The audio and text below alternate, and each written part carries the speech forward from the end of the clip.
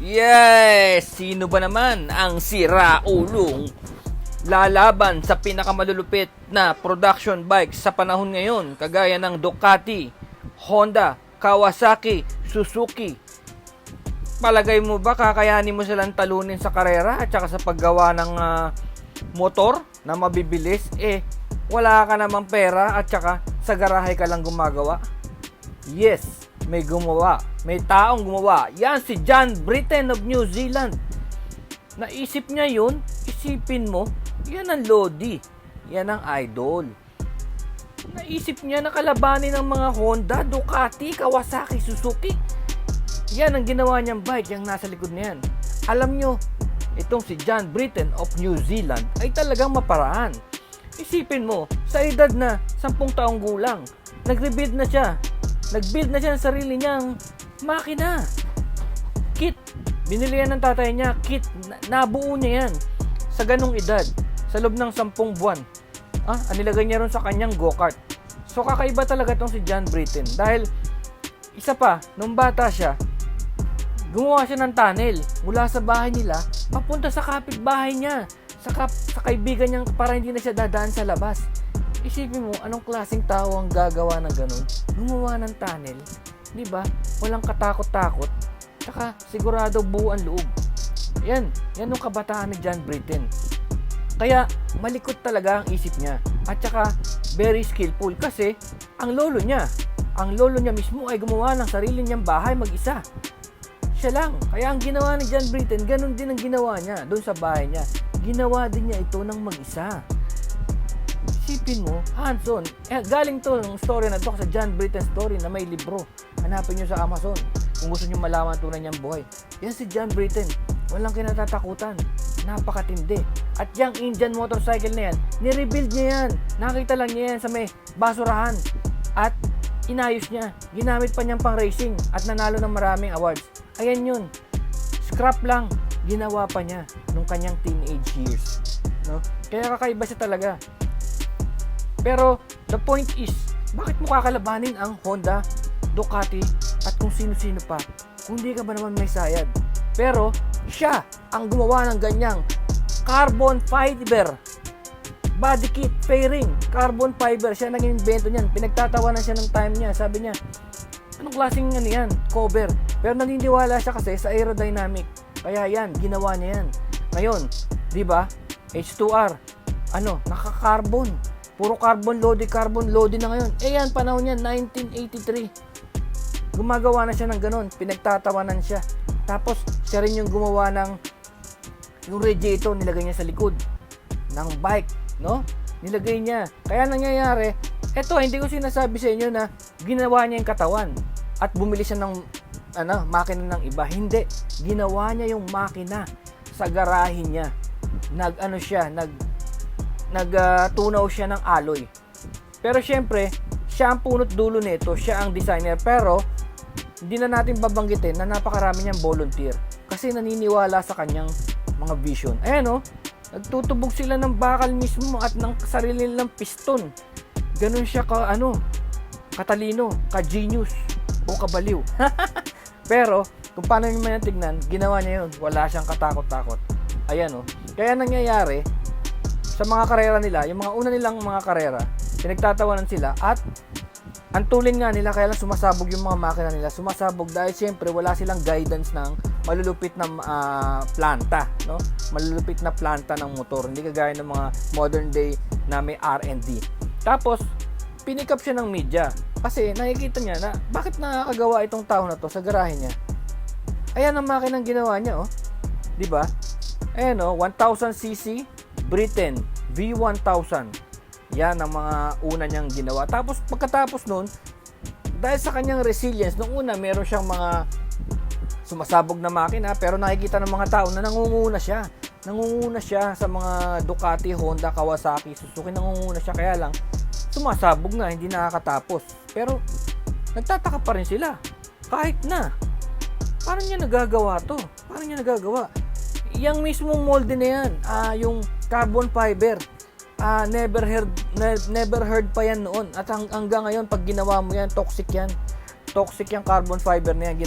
Ginagawa yan ng kapatid ko sa mga paggawa niya ng mga sasakyan. Instead na pinapalitan ng lata, ginalagyan na lang ng carbon fiber. Toxic na trabaho yan. Kaya nung time na gumagawa sila dyan, ang dami nagkakasakit.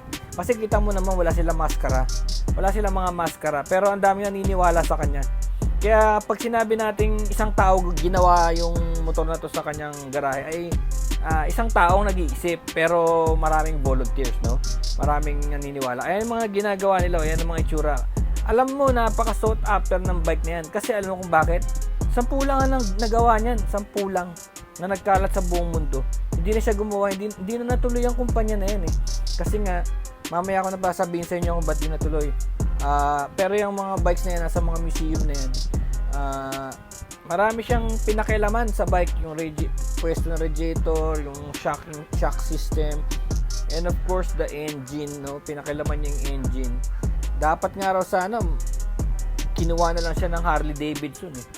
'Di ba? Kung ang nangyari kinalaban pa siya, pero sana kinuha na lang siya sana ng Harley Davidson, no?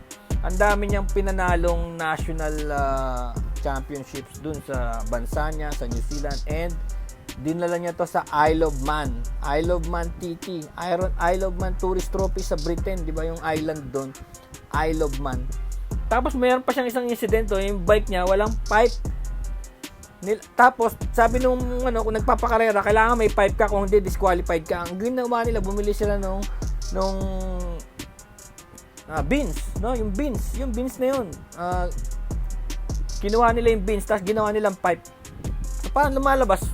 Okay din pala yung motor kung walang muffler, no? Parang sumusunod lang tayo sa environmental rules.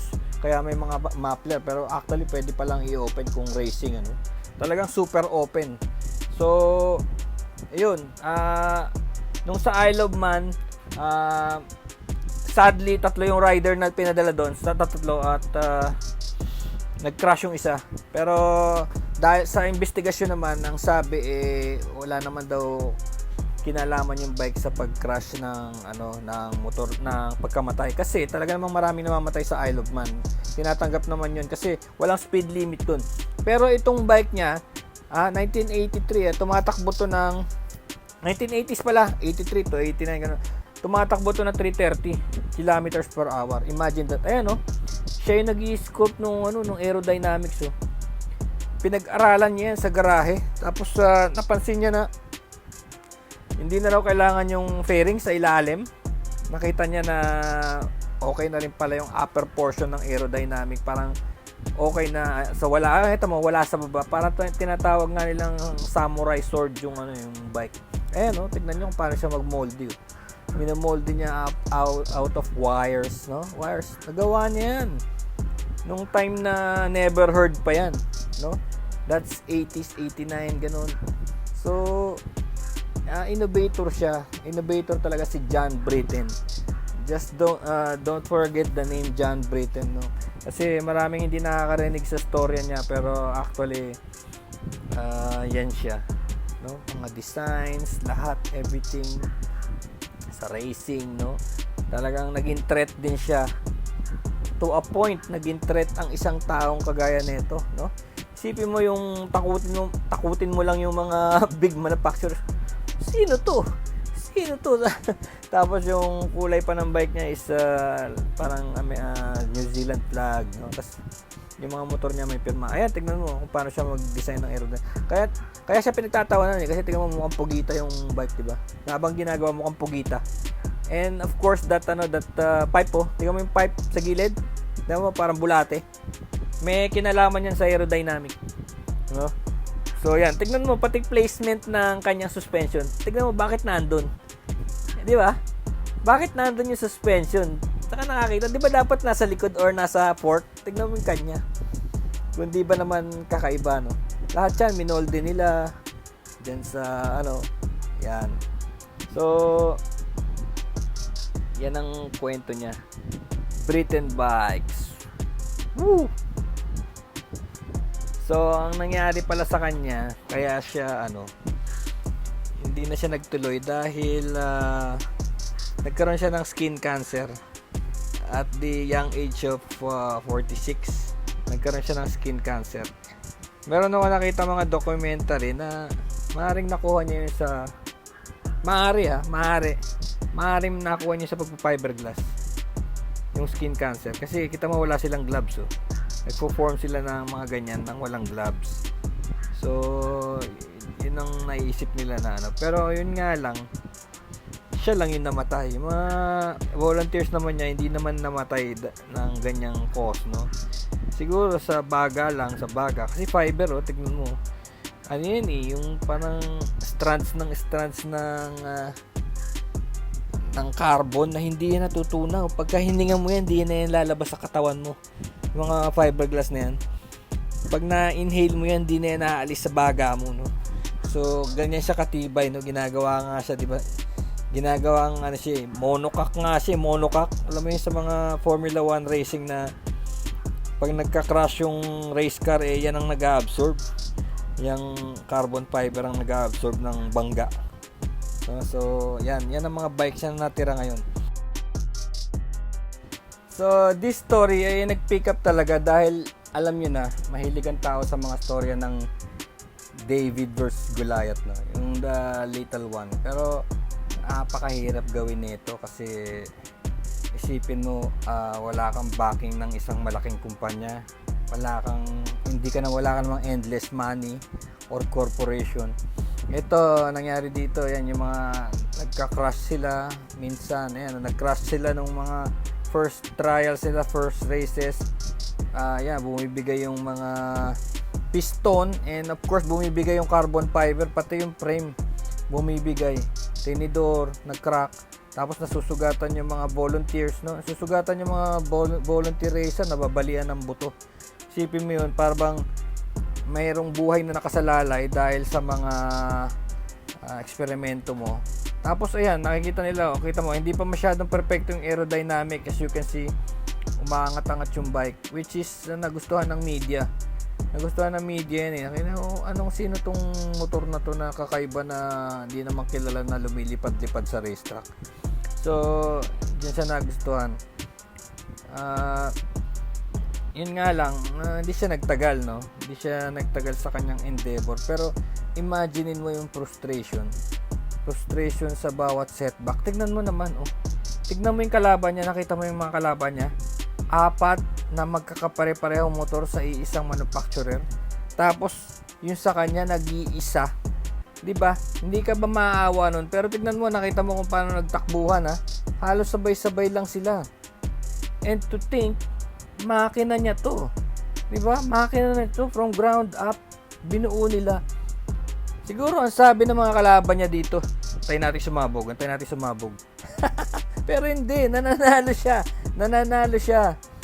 No? So, lumalabas, David and Goliath ang kwento. Tapos, pwede ka palang masilat, di ba? Iisip ng mga tao, pwede pala ang silatin ng ganitong tao yung Ducati. Di ba? Pwede pala.